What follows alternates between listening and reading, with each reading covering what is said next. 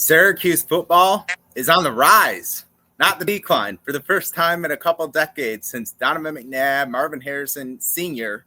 That's how long it's been, and all those players. So we're going to talk about several things, all things Syracuse today. The upcoming bowl game against Washington State, which has been announced. The outlook at the quarterback position with Kyle McCord leaving the school due to graduation.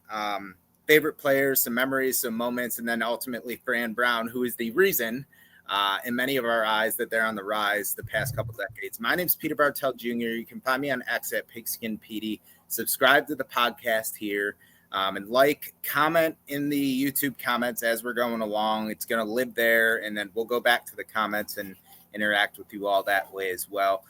Kevin and Peter Sr. are the featured guests today, so good to have each of you guys. Kevin, I'll start with you, but Sure.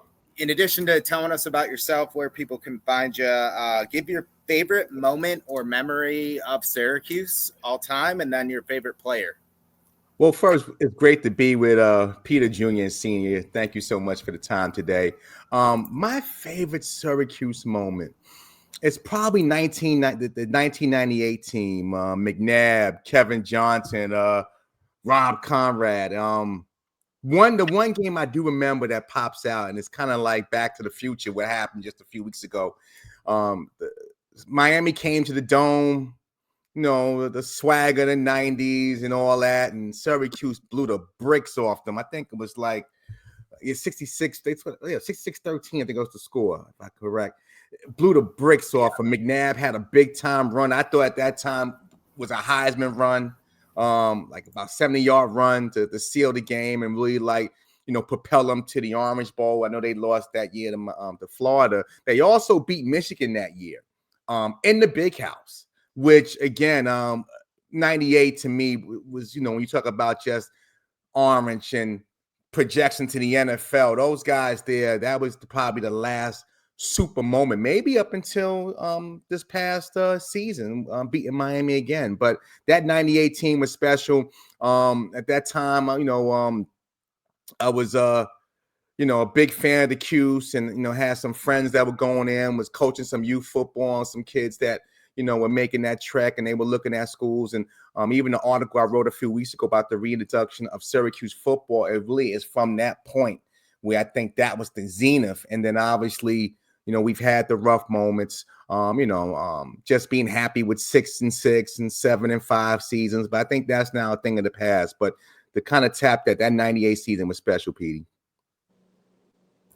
Yeah, it was. Your cues if you're mentioning names like Rob Conrad and Kevin Johnson, right? Oh, and yeah. I know my dad knows them, but good on you, Kevin, for knowing that stuff. And I did not mention it, but Peter Bartell Sr. is my father. So it's really cool to have him on if you're kind of wondering, well, who's who? So Mr. Peter Bartell Sr., go ahead. What's your favorite moment? Thanks for coming on so much, and your favorite player. You're welcome. Hey, Kevin, I'm going to piggyback on your comments about the 98 team, but this is more personal. Mm-hmm. Back in those days, Peter was 12 years old, and we had season tickets since before he was born. Wow. But in that particular season, in that game, I'm not sure if SU still does this, but back in those days, the final home game of the year, it was a tradition where the players would go back into the locker room for 10 or 15 minutes after the game concluded. And then the players would come back out onto the field, and fans were allowed to go down on the stadium turf, at that time the Carrier Dome, not the Jandy Wireless Dome. And you could get autographs and take pictures and all that kind of stuff. Mm-hmm. And so but that year, the final game of the year, Syracuse won the final game in a dramatic fashion on the last play of the game. And so, as as often happens, there was a field storming event. And so now all of a sudden the players never made it back into the locker room. There were thousands of fans now out on the stadium floor, and it was pure bedlam. And so Peter's mother would not allow Peter and his younger sister Kelly to go down on the field because it was so crazy and so nuts. Mother's love. All she'd let him do is go down to down to the railing in the first row, and a lot of players were coming along the railing, signing footballs and getting autographs and whatnot. So that's all she would allow them to do. And they were begging me to go out onto the field, and Mom was not going to go anywhere near that. So after about 10 minutes of this, we're standing there, and I turn around and I look back up in the grandstand, and by now the grandstand is virtually empty. And there's a bunch of people sitting about 30 rows up in the grandstand, and I look closely, and one of them is Donovan McNabb. He wasn't even on the field. He was up there, still had his game pants on, but was just standing there in a white T-shirt. So I'm guessing it was his family, right? That they were there, right? And so I tapped the kids on the shoulder and I said, all right, you think you're going to get to McNabb out on the field? You got no shot if he's out there because he's right behind us. So go up and get a picture or something, will you? So that's what they did. And so Mom was right. You got that picture today? Sweet. Right on cue. So that's the actual Orange Bowl, Kevin, that you were talking about when they Right. got shellacked by Florida. That my parents, Peter Sr., who's here, and my mom took my sister and I down to Florida, and they had the night before the game, as they usually do. I think still today, teams do a meet and greet with fans and players. So that's my sister and I. If you're on YouTube watching this, you can see, and that's senior Syracuse Donovan McNabb in 1990. Wow. I think technically 99 at that point because the Orange Bowl played. New Year's Day. January 2nd. Yep. Yeah. So cool. Thank you, Dad. Favorite player all time? Boy, I gotta say McNabb again all time, but boy, guys like Donnie McPherson and Daryl Johnston, who was a nobody out of tiny Lewiston, New York, didn't get recruited by anybody, and then goes on to have, he goes on to have a great NFL career. Marvin Harrison, Sr. I could go down the list, but they're all in my Mount Rushmore. I think for me, like Harrison Sr. would probably be my favorite. And I know Kevin and I have talked about this before, but that's what's so sad is we didn't even have a lick the last 2 decades of getting players like him. Like it wasn't even a conversation when he was going into college. Like, is he going to choose Ohio State Junior, right? Where he went, his son, or Syracuse. And he absolutely went there. So I agree with you. All the players you guys named them, obviously, but I'm gonna throw a name that it's a guy. He had good numbers for a year, but Tommy Kane, and you might know who I'm talking about. Yep. Kid from Canada, and he was just I was just a big fan of his game. Kevin Johnson's another one that I was a fan of. I mean, even to this current group. Obviously he's not in my Mount Rushmore, but he's Syracuse through and through. Is Marlo Wax, just a guy that's, has seen the ups and downs. And, again, like I said, Dino, I don't have nothing against Dino. I think he did a good job, just obviously the swoons of November, but Marlo Wax is true Syracuse guy and will be remembered as such. But I think the good days are coming back to the Dome, and it's a great thing to have Fran Brown, that excitement, that passion. I think you need that for today's young athlete. We know about the money part, but you need a coach that can galvanate and get you excited, and it's working. It's Coach Don McPherson, Coach Mac, right, was our – not Don. Dick right? McPherson. Dick McPherson. Sorry, Don was the quarterback. Yeah. But Dick McPherson was our most legendary coach of all time. A lot may remember Paul Pasqualoni, who was decent, led us to that Orange Bowl. But Coach Mack, both my parents and you probably a little bit, Kevin, remember. And my dad always tells me about the 87 game was at West Virginia when Daryl Moose Johnston ran, trucked or dragged a guy 5 yards into the end zone. Many remember Moose Johnston from broadcasting now, but before that, Dallas Cowboys, but he actually went to Q's. And before there was that trio, Emmitt Smith, Troy Aikman, Michael Irving, so you can say 4, and himself, he was at Q's doing damage. And what they won was it 87? They tied Auburn for the national title. Yep. Yeah, Auburn punked out and kicked a field goal and then go for a touchdown. Come on, Auburn, SEC. So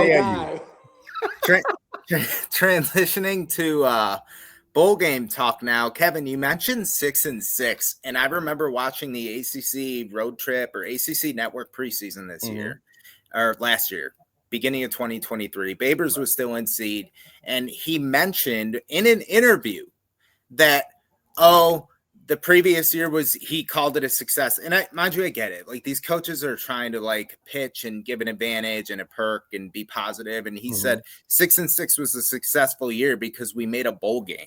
Right. And I'm from the generation like you guys are, where like there's less than 47 bowl games as of 2022. Right. There used to be like, you had to be 9-3 to make the Liberty Bowl. Right. Like, that was a success. Now, like 6-6, I'm sorry, I did a head turn, and I'm like, Kevin, to your point, like, we need to get away from this 6-6 is okay mentality. And I'm glad that Fran Brown seems to have us steering in the right direction. Yeah, I think Fran is coming with the mindset that, you know what, I'm trying to take this thing back and really make it something. And again, I think, and again, no knock to Dino, but probably just his mindset was, hey, if we win 6 to 8 games, it's a successful season. I think the mindset has to change with the program. It goes to the AD, the school president, the head coach, obviously, and that has changed in 12 months. I mean, Fran Brown just came here a year ago, so this is not like it's something that's been working forever. But I just think it's part of the mindset. I think Syracuse, when you're talking about going out and getting Elijah Robinson and Nick Williams, these guys don't come cheap. Even giving Kyle McCord or whatever NIL collective they had to put together to bring him in. So I think it's a focus to be a quality football team. We know the greatness of Syracuse basketball, but I think the football program has finally come around and say, hey, you know what?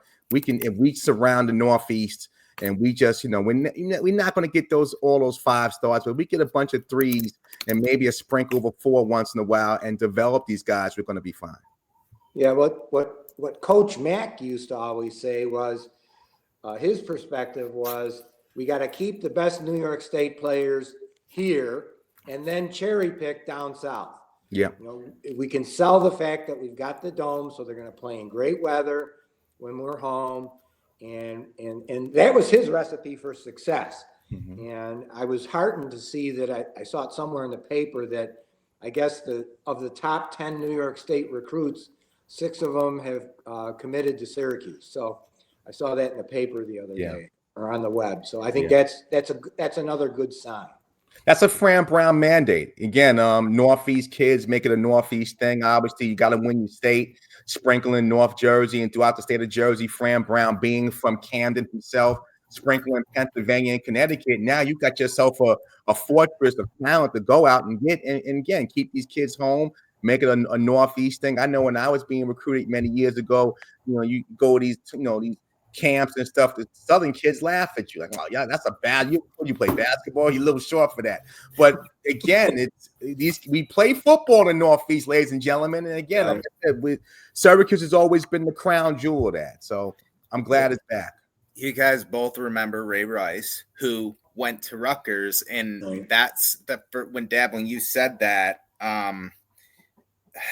Kids from the north, like, keep New York in New York, that came to mind because he's from Ray Rice is from New York State. Many may remember Ray Rice from the Ravens, who had a good career, but he got out, and that was during, I think, towards the end of Pasqualoni's run, maybe, when he got out. But that was like, you can call it the beginning of the downfall or whatever, and then it just continued. So you're right, like that in-state prominence is returning. And then to further that, the cherry picking down south, specifically, we've seen over the last 2 years now, Fran Brown's first 2 recruiting cycles, that Georgia pipeline, because of his roots with the Georgia Bulldogs and Kirby Smart, he's keeping that pipeline open. Like, kids from the Atlanta area, a little Jakari Williams, the freshman quarterback, is from Macon, a little further south.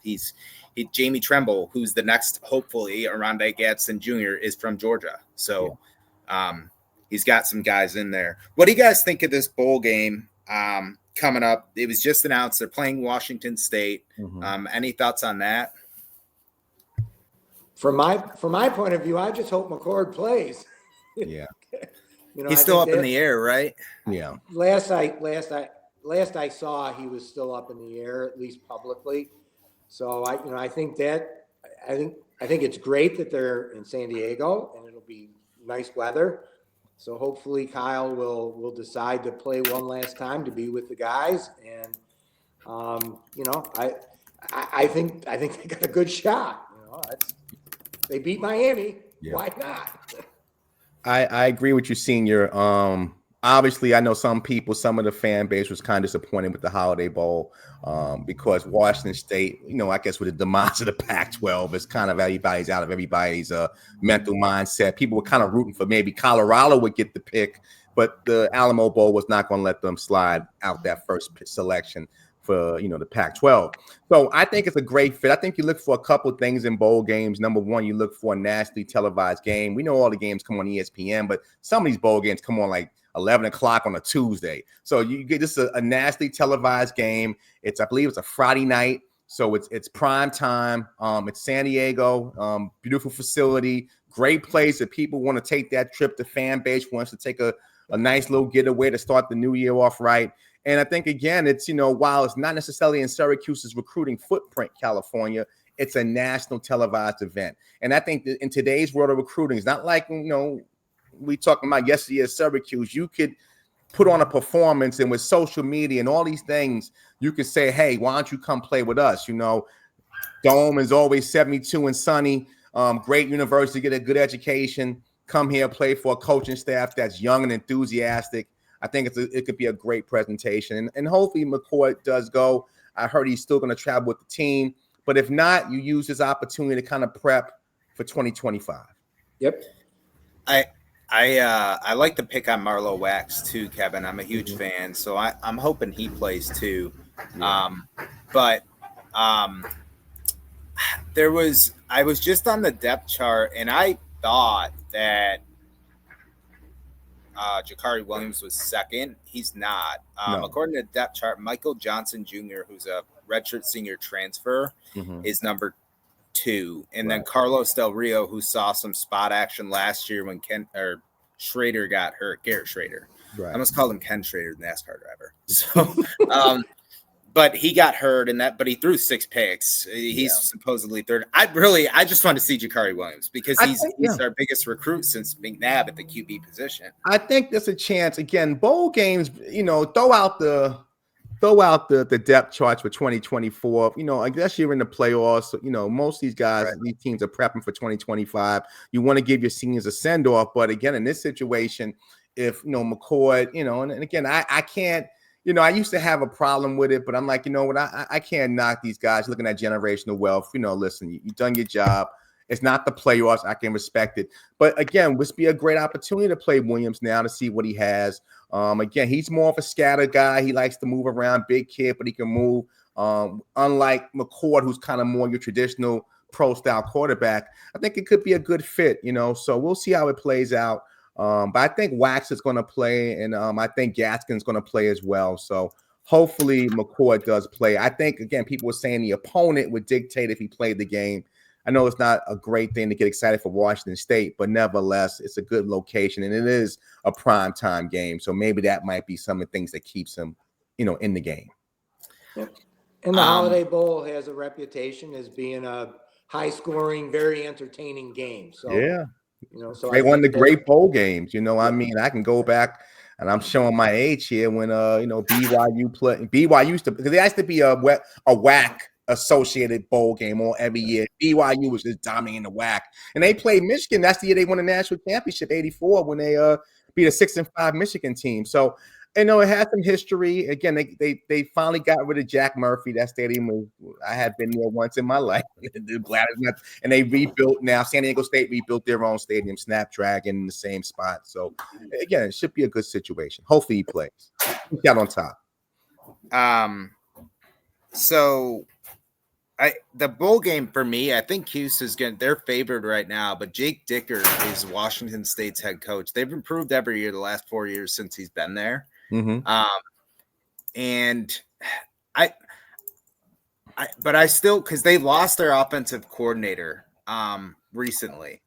So I don't know how he Ben Arbuckle. He went to Oklahoma. Yep. So I don't really know how effective they're going to be. And then QB's in the portal, I believe, or going to be in the portal. It's been a kind of alleged he's going to go in the transfer portal. Yeah. That McAteer or whatever. Yeah. So good stuff there. The recruiting rankings with Fran Brown is the last thing I want to touch on. I'm super impressed. Yeah.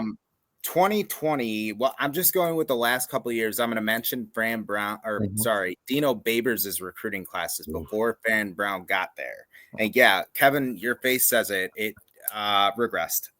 He wasn't. And Kevin, you've said this on a previous episode before. Recruiting wasn't his strong suit. So 2020, and before that, to be fair to Babers, it was better than who's the guy before from Texas. You talking about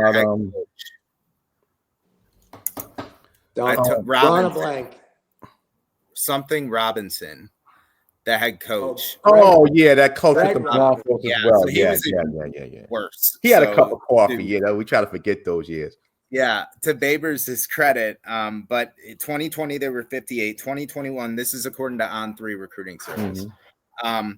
2021 they were 59. 2022 they were 65. So not a big decline, but a decline. 2023, 75. Yeah, that's I think, guys, what to me, like if you're John Wildhack, Syracuse's athletic director, like. The on-field, Kevin, you said was what 6-6, and then like combining that with your recruiting is going south, and now it just went way south. You're competing with FCF's programs with those recruiting numbers, Yeah, I know that's not like the be-all end-all. Like I'm not saying you can't win with any kind of recruiting class, but it kind of matched up to be like, yeah, okay, this is it. And you've been here a decade, and you're only 75. So Brown comes in last year, mind you, he had like 2 weeks in seat before. The recruiting, the deadline, 37th in the country. And now this year so far, according to On3, is 45th. Right. So both way better. Right. Way better. When I think about 37 recruits coming in. So it's going to be a young team next year. A lot of guys come in so that they're building that Dart philosophy, from the ground up. They had, you're right. They On3 has them listed right now as like they break down the 5-star, 4-star, 3-star. Of course, we're not getting any 5 stars. Right. It's just what it is. Right. First thing, less comical. Brown has got us like 3 or 4 4-stars. Jamie Tremble's another one. There's Demetrius Samuel, I think, is the safety. Yeah. In the past 2 years. Yeah. Like Babers didn't do that his whole regime pretty much. And the second thing is I guess he's going for quantity, maybe over quality. He's trying to build it. Like I get it, but we have 33 3-stars committed for 2025. Yeah. And everybody else with like even anywhere near us is like 15 to 23 stars sprinkled in 4 stars, but he's just got like an exorbitant number. Right. It's interesting to see. But on the other end too, he's done pretty well at limiting. I know we had a starting cornerback just enter the transfer portal, but he seems like he's done a really good job limiting the amount of guys that are transferring, which isn't that telling? It's building culture. It's all about culture. And I think that's why they're going so young, because people will come back and say, well, why don't you live in the transfer portal? And the transfer portal, while, it's nice, it's not for everyone. I mean, it's not a situation where, in most cases you're building depth. I don't think it's too many guys you say, wow, in the transfer portal, it's not going to be too many Kyle McCoys. That's not the norm. So I think you build it the right way. You build it with recruits. You continue to build your culture. I think that staff they have, I mentioned, with the guys they have, Nixon, the OC, and Robinson, Nick Williams, big fan of him. You build it with bringing in young guys and developing talent. And I think that's what you have to do. And you're bringing in Northeast guys to make it into a Northeast thing where they take pride in being orange. The other perspective I'll add is I think for Fran Brown and the administration to take it to the next step is the whole NIL thing. They've got to strengthen that if they're going to compete, at a top 25 level year in and year out. And my understanding of the program now is it's not as strong as they would like it to be. Yeah. Put it that way. That's true. Man, I lost it. Oh, the coordinators, Kevin, you were talking about. Well, the Nick Williams, the D line coach, you've Right. been touting him for a Big while, fan which of is his, awesome. yeah. Super depleted. John Beck on the offensive side as coordinator, and Elijah Robinson, as of right now, DC Elijah Robinson, knock on wood, they are being retained for 2025. And last year I looked, it was over. The number I saw was 106. I do not think that's accurate. I think there was even less the last time I heard it. But the number of teams that did not have both OC and DC return was 106 last year. Had a change on at least one side of the ball. So that's impressive if we can retain that for continuity. I don't expect it more than 2 years. I'm not going to be greedy. For more than one. Whether they sink or swim. Like, I'm not saying that all these guys thrive and that's why the number is what it is. Sometimes they sink. Like Mike Norvell just had to fire his full staff. They sank. It wasn't because they were doing He had no choice. Yeah. So the other thing, guys, though, is the transfer portal QB right now, right? Because I know we talked about depth chart for the bowl game, and I think you bring up a good point, Kevin. You kind of toss that out, which is good. But do you guys think Jakari Williams is ready for that role to be the QB1, or should they go in the portal? That's a great question. I mean, obviously these guys see him every day. I know that they're looking at the kid from Liberty, Kadon Salters, who's I think Colorado's looking at him as well, and Auburn, a few other schools. And then obviously we talked about it, Weigman from A&M, who has a relationship with Elijah Robinson. So again, I mean, you would like to think that the young man Williams would be ready to take over the keys, but I think also, you want to bring in a little competition. Now, will these, transfer portal guys who have maybe 1 year left, will they want to come into a situation where they have to compete? I don't know.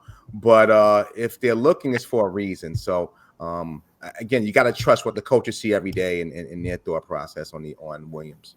Yeah, I think Williams is his debut starts now, right? Because McCord's going to be focused on pro days and the combine and all that kind of stuff.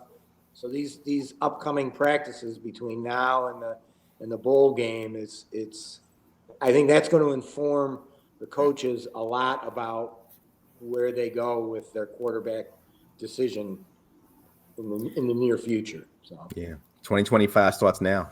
Yep. Connor Weigman makes a lot of sense to me, Kevin, because of that tie with you said, like Elijah Robinson back in Jimbo Fisher, and Weigman's the passer.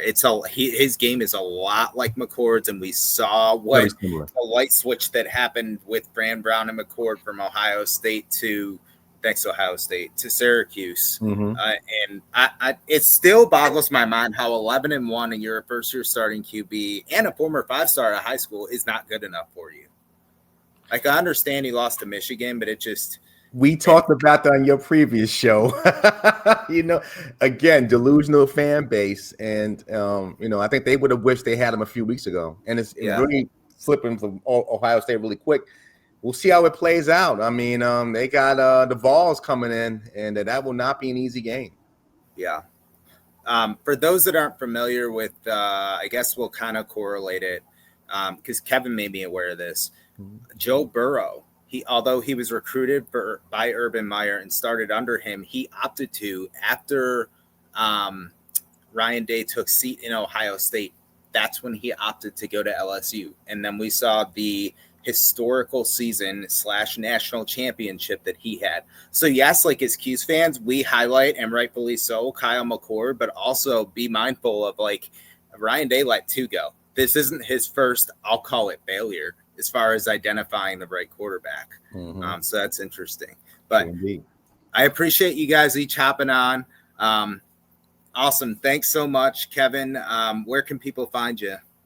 Well, truly appreciate it, Pete. Thanks always. Again, you can reach me on Instagram or Twitter at 950kev. You could listen to my podcast, DSN Sports Weekly, on YouTube, on the DSN, the Matrix Studios Network YouTube page. And you can catch my regular everyday morning show, 950 Lounge. You can go to 950lounge.com to hear that. But it's always a pleasure hanging out with you, Petey. Thank you, Mr. Bartell. It's a pleasure to meet you as well. And it's always a great thing to talk about Syracuse football. Awesome. Thank you, Kevin. Dad, any closing remarks, words? Nope, I don't have I'm 67 years old, so a presence in social media is beyond my pale. Well, So it was cool to hear. I'm nicely retired. It was cool to hear from both of you guys on Yep. the memories, like Kevin Johnson reference and all that stuff. So appreciate it. You guys have a good day. Go All Cuse. right, thank You you. too. Take care.